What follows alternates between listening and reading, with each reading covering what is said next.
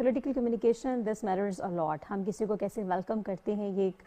بہت اچھا political communication میں آپ کو بتاتا ہے کہ ہمارے لیے ان کا آنا, کسی بھی وقت کا آنا کتنی اہمیت کا حامل ہے. جس طرح سے ہم ان کو وارملی ویلکم کرتے ہیں تو توپوں کی سلامی دینا, استقبال کرنا, یہ ایک سمبل ہے کہ وہ کتنے امپورٹنٹ ہے ہمارے لیے. اور جیسے کہ ہم نے کہا کہ جناب کی 2018 سے جیسے سر نے فرمایا کہ اس کے بعد سے اب انڈونیشیا سے کوئی آیا تھا, اور 2025 کے بعد سے ہی پاکستان میں اتنا سلسلہ اسی لیے شروع ہوا ہے نا جناب, اتنی تیزی سے, بڑی تیزی سے, بہت تیزی سے شروع ہوا لوگوں کا آنا جانا اینڈ آل دیٹ اسٹف. اور ابھی یہ جو آئے ہیں اتنے سارے MEO سائن کرنا, توانائی کے شعبے میں آپ دیکھیں گے, ٹورزم کے شعبے میں, زراعت کے, تعلیم کے, اور اگر صرف تجارتی چینج کو بھی بڑا کلائمیٹ چینج کے حوالے سے, اور اگر تجارتی ہجوم کی بات کریں تو نئی مارکیٹس کا کھولنا, اسمال بزنس انٹرپرائزز کے حوالے سے بات کی جائے گی, ٹھیک ہے. اور ڈفرنٹ پالیسی, یہ بتائیے آپ کی موجودگی کا فائدہ اٹھانا ہے ڈیفنس کے حوالے سے اور دفاعی تعاون کے حوالے سے, کیونکہ حالات بدل رہے ہیں, نئی فارمیشنز ہوئی ہیں, نئے ڈیفنس پیکٹ ہمیں نظر آ رہے ہیں, پاکستان کا سعودی عرب کے ساتھ بھی ڈیفنس پیکٹ, اسی طرح مزید بھی توقعات ہیں کہ اور دیگر ممالک کے ساتھ بھی ہمارا کوئی ڈیفنس پیکٹ ہو سکتا ہے. کیا انڈونیشیا کے لیے اس طرح کی کوئی آپ کو کوئی لگ رہا ہے کہ ہو سکتا ہے, کوئی ایسی انڈرسٹینڈنگ بھی ڈیولپ ہو سکتی ہے؟ ابھی اس بارے میں کچھ بھی کہنا قبل از وقت ہوگا, لیکن جتنے سارے ہم نے MEO سائن کیے ہیں, آپ دیکھیں کہ آپ soft power by means of soft power ہے as compared to hard power. اگر ہم انہی گراؤنڈس پہ آپ دیکھیں, ٹورزم آلریڈی بہت سارے پاکستانی ملیشیا انڈونیشیا جاتے ہیں, ٹھیک ہے. ٹورزم کے شعبے میں جتنا پاکستان سے ٹورسٹ انڈونیشیا جاتا ہے, مطلب ایک انڈونیشیا میں جتنے بھی ٹورسٹ آتے ہیں پاکستان سے بہت بڑی تعداد آتی ہے. تعلیم کے حوالے سے students exchange programme, journalist exchange programme کے حوالے سے ہم دیکھیں, زراعت کے اور اسمال بزنس انٹرپرائزز کے حوالے سے بات کی. جب یہ سب کچھ کامیابی کے ساتھ مراحل حل ہوں گے تو وہ دن دور نہیں ہے کہ ڈیفنس پیکٹ کے حوالے سے بھی ہمیں کوئی گڈ نیوز وہاں سے سننے کو ملے گی. جبکہ پاکستان کی طرف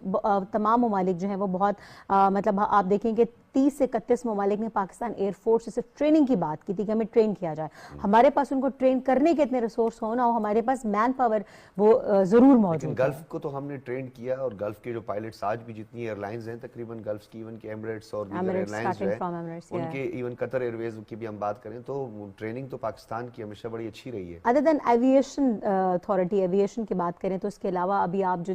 ہم F-16 کو اس کی بات کریں, دبئی ایئر شو تو مطلب ایک ابھی تو منظر عام پر ایک چیز آئی ہے, لیکن ہمیشہ سے پاکستان ایئر فورس اور پاکستان آرمی جو ہے وہ ہمیشہ سے زبان زد عام رہی ہے when it comes to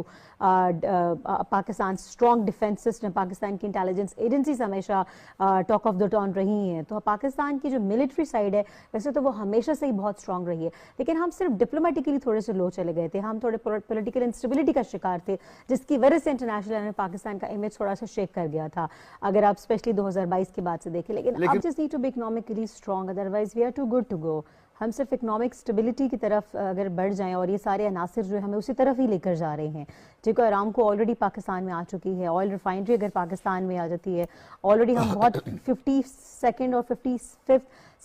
number پر ہیں when it comes to oil reserve یا گیس ریزرو کے حوالے سے. ہمارے پاس ریسورسز نہیں ہے to dig out the oil and gas actually. اگر وہ ریسورسز ہمارے پاس, ہمیں پیسہ چاہیے صرف ڈگ آؤٹ کرنے کے لیے, ٹھیک ہے, تو ہم صرف اکنامکلی اسٹرانگ ہو جائیں. کرٹیکل منرلز کی اگر ہم بات کرتے ہیں تو اس حوالے سے بھی امریکہ جو ہے